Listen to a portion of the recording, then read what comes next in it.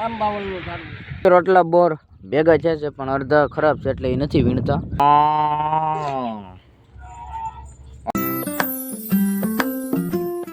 તો જય દ્વારકાધીશ મિત્રો, કેમ છો બધા? મજામાં જશો? તો આવી ગયો છું નવો વ્લોગ સાથે.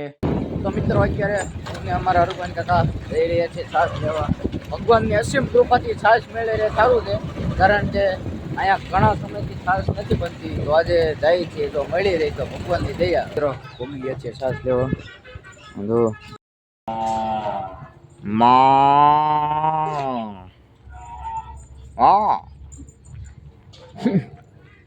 આમ જો મિત્રો,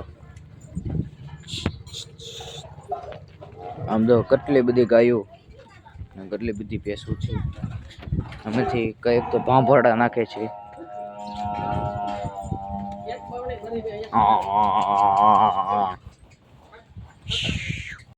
મિત્રો હવે અમને મળી ગઈ છે છાશ. અમે બવણી મૂકીને હવે ક્યાં જવાનું કાકા? જુદા જુદા પક્ષી આવે ને ત્યાં. હા, તો મિત્રો હવે બવણી મૂકીને હવે જાય છે. જુદા જુદા પક્ષીઓ આવે છે ત્યાં જોવા જવાનું છે. મળી જાય જોવા તો. હા, મળી જશે, કારણ કે 2 વાર તો નતા મળ્યા આપણને. મિત્રો ફાઇનલી આમ જોવો, ઘણા સમય પછી આપણને પક્ષીઓ મળી ગયા છે. વિવિધ પ્રકારના પક્ષીઓ છે. આ કયા પ્રકારના છે કાકા પક્ષી? બહારથી આવે છે બધા. વિદેશથી? ક્યાંથી આવે એ ખબર નથી, બહારના આવે છે આપણે ઘરની અંદર દર શિયાળામાં. હા, તો મિત્રો આમ જોવો, દર શિયાળામાં નવીન જાતના પક્ષીઓ આવે છે. તો આપણે ઘણા સમયથી ગોતતા તો પણ આજે મળી ગયા. અને આમ જોવો, આ તો આપણા ભારતના પ્રખ્યાત છે ટીટોડી. એ તો હોય જ છે, એ તો હોય જ છે ટીટોડી. એક મોટો જબર બગલો આવે છે એ દેખાતું જો મળી જાય તો. હા, તો મિત્રો અહીંયા મોટો જબર બગલો આવે છે. 2-3 બગલા છે. એ હજી ગોતીએ જો મળે તો તમને દેખાડશું. બાકી ઘણા સમયથી અહીંયા જ હોય છે પણ આજે નથી. તો હવે આમ કાંઈક આગળ જાય હોય તો આપણને અલગ જાતનો બગલો મળી ગયો છે. ફ્લેટ કલરનો, કેવો ફ્લેટ કલરનો મળી ગયો છે. હવે આપણે મેઇન બગલો જોવાનો છે, એ તો એટલામાં નથી ક્યાંય. આમ જોવો, હવે આપણે આગળ જઈ જોવા. મિત્રો જલ કુકડી કેવી રમત કરે છે પાણીમાં. આમ જો ઉડીને વહી ગઈ. 3 છે જલ કુકડી. પાણીમાં કેવી રમત કરતી હતી પણ વહી ગયા આપણે એવા. તો મિત્રો અહીંયા કેવી પદ્ધતિ કહું તમને. આમ જોવા, પેલા ડેમમાંથી પાણી ખેંચે નળી દ્વારા, પછી પાણીનો બગાડ થાય અને એ પાણીનો બગાડ થઈ અને પાછું ડેમમાં વયું જાય. આવો છે ભાઈ અમારો ગુજરાતનો આમ મગજ છે. તમે ગુજરાતીઓનો મગજ છે. આમ જો પેલા અહીંથી સંગ્રહ કરે અને અહીંયા અહીંયા બગાડ થાય અને વધારાનું પાછું ડેમમાં વયું જાય. પાછું એની પાણી થઈ અને ફરતું જ રહે. મિત્રો અમારા કાકાને એક ઔષધિની દવા મળી છે. તો એ કહે તમને શું છે કાકા? મોથ નીકળે આના મૂળિયામાંથી. કેમાં? આમાંથી? હા. હા, અને એ તેલ બનાવવા ઉપયોગ લેતા. ઠીક, આમાંથી? હા, ઓલા બધા ઝાડવા છે એના જ છે ને મોટા? પાન જ છે, પાન છે, બધી પાન ને થયા. ઠીક, કેવું છે? કોઈ પાન થી. હા, તમારા કાકા છે ઔષધિના બહુ જૂના છે ને. હા, જ્યારે તેલ બનાવવાનું હોય ને માથાનું, હા, મોથનું તેલ કહેતા, એને એ લાલ કલરનું તેલ બનાવતા. કેવું છે? તો અત્યારે જ કોઈ ઉપયોગ નથી કરતું ને એનો? કરે છે, જે જૂના માણસો છે એ આનાથી માથામાં ખોણો ન થતો, વાળ વધતા ખરે નહીં. હા, ઠીક. આનથી મતલબ જે પરિચિત હોય એ ઉપયોગ હજી કરે છે એમ ને? હા, ઠીક.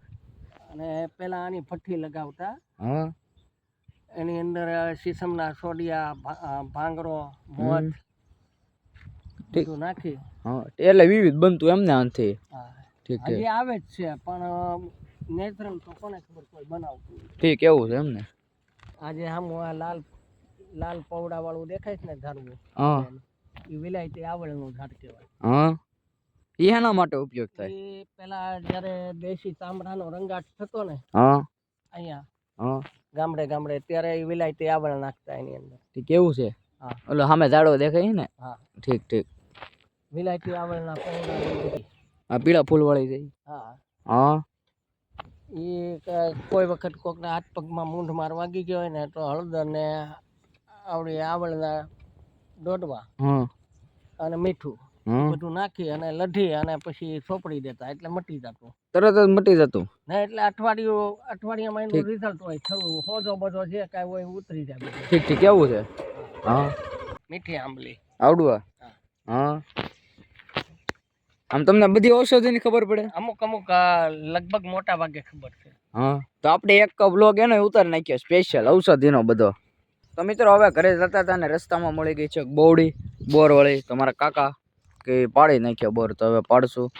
પણ દેશી ઇલાજ તરીકે લાકડી ગોતવી પડશે. આવડી આ કાપી છે ને અહીં